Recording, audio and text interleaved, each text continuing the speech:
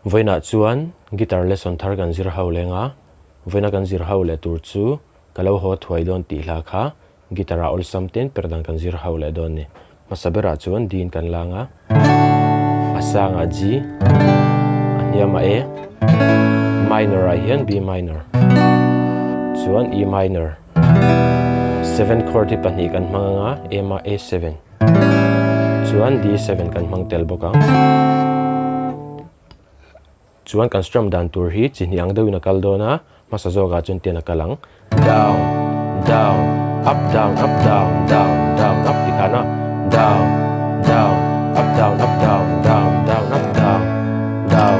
up down up down down down up tikhan entirna na chena chuan chord khata khan down down ti chau te na kalanga up down up a khan chord danga kan lut le tawng down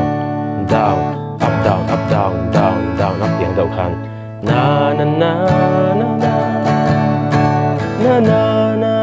na up down up down down down up để khán mo na na thì hai là gal don ni chuan là chorus a hian down down down up chok te kan mang don ni chena a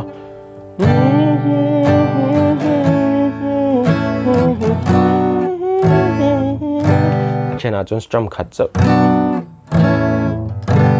kan